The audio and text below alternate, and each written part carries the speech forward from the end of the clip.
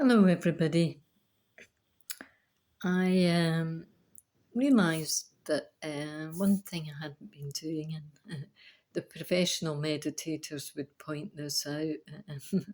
I didn't set an intention, and obviously, after you've done your affirmation, light your candle, do your little talk to yourself. Before you close that period of time, you should always set an intention.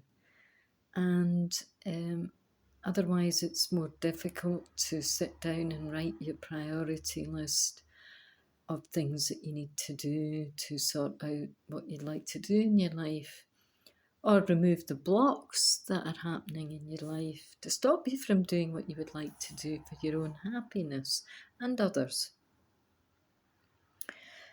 So I've got a few pointers here. My intention is to stop smoking. And I've got a bigger one here, which is do my priority list to prevent structural damage in my life.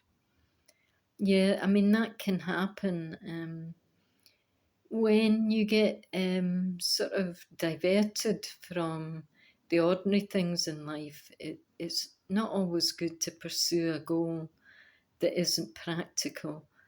That could damage your structural situation. For example, you might want to do something, but you're doing another job. And leaving that job without preparation and maybe long preparation of time, saving money, could actually cause structural damage if you just resign overnight or something like that and you don't have the capacity to pay your rent. Yeah. So, these talks should be based on the reality that you have to protect yourself from your own self and the exigencies of life, and things can go wrong.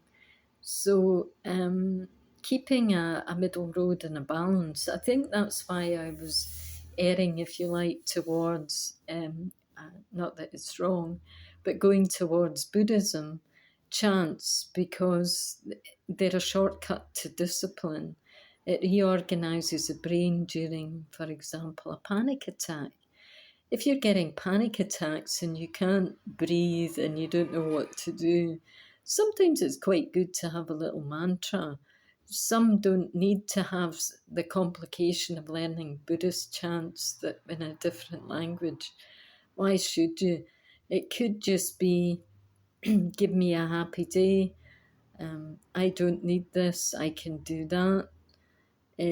But something repetitive. I mean, actually, that's why music is very good for changing mood.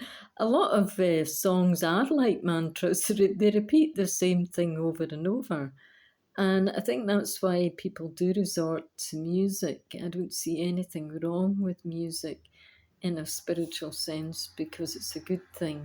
And obviously, because we now, what I've explained is that the mantras rely on vibration of sounds. You don't necessarily need to understand a mantra because that's not really what it's about. It's the creation of your own sound. This sound of the vowel within that mantra will have a vibration on you. And that in itself would help to remove anxiety. So these are just like little kind of mind tricks that help, if something's buzzing out of control and you need a moment of reflection and to try and get out of that very negative state of mind, can't do, won't do, don't know what to do. Sometimes depression comes because people don't know what to do or what option they should take. But definitely stopping structural damage would be the first thing that a person would want to try to do.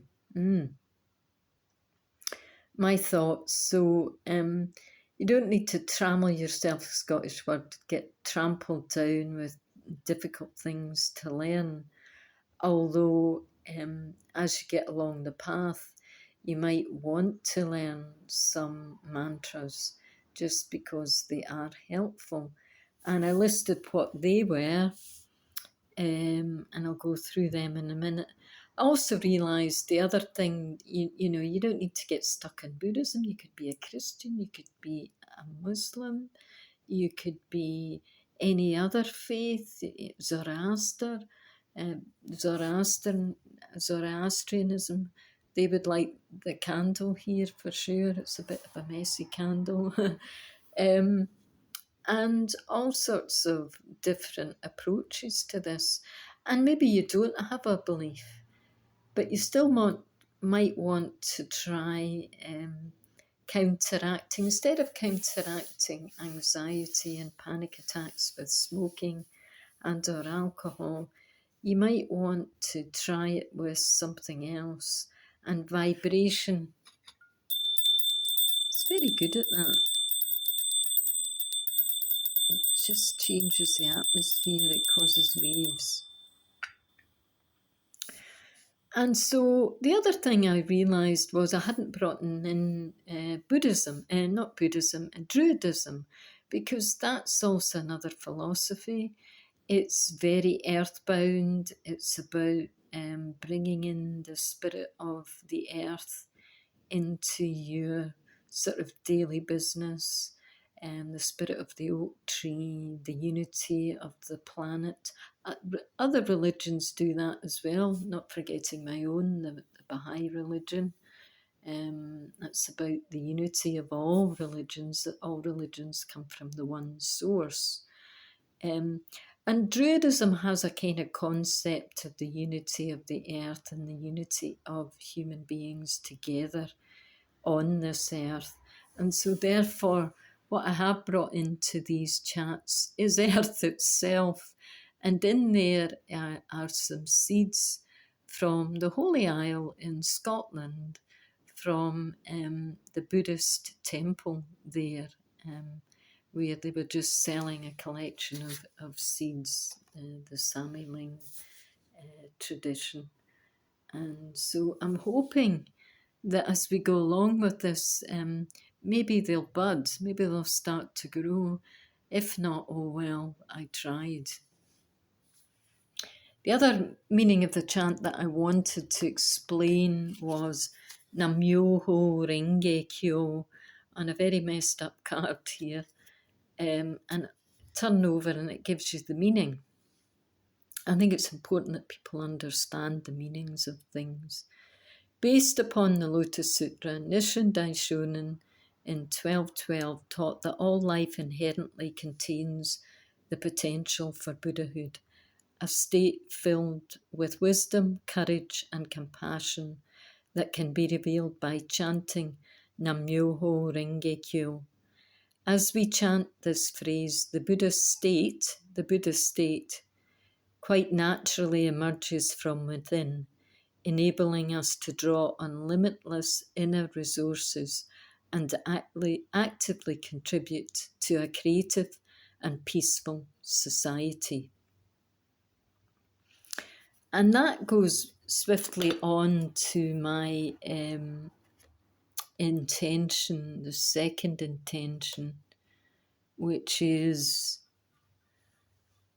work towards creativity for self-reliance, incomes and outcomes. Work towards creativity for self-reliance, incomes and outcomes. So I obviously want to expand my capacity to make money, but for myself and for others, and develop things that I've been trying to do in my own profession in the film industry.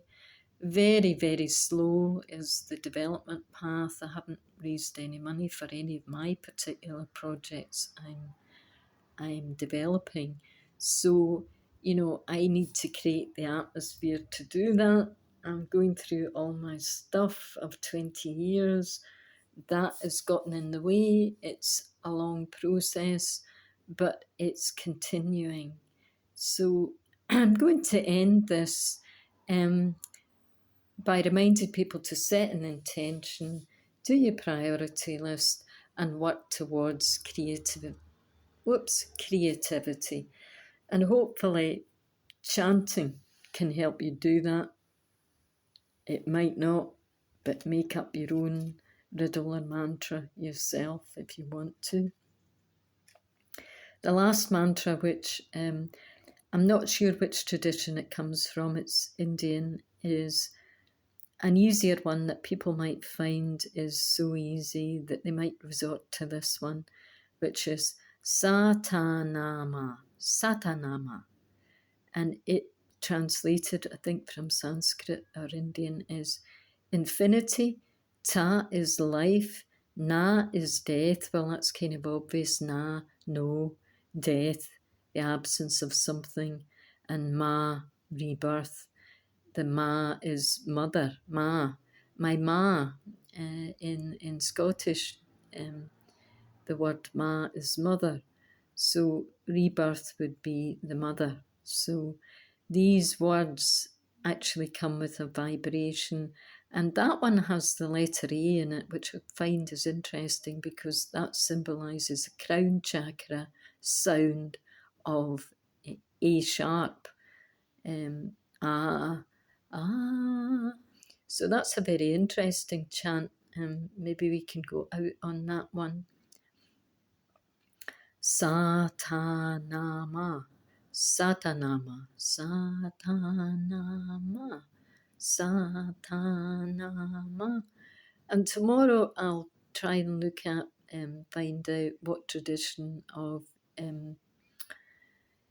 Eastern mysticism this one comes from. I know a lot of yoga people do this one, Satanama, and I need to find out more about it.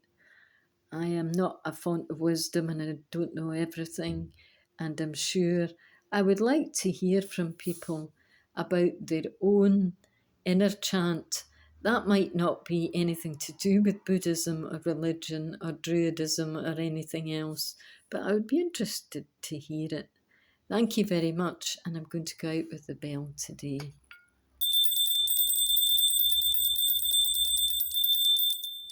Bye for now.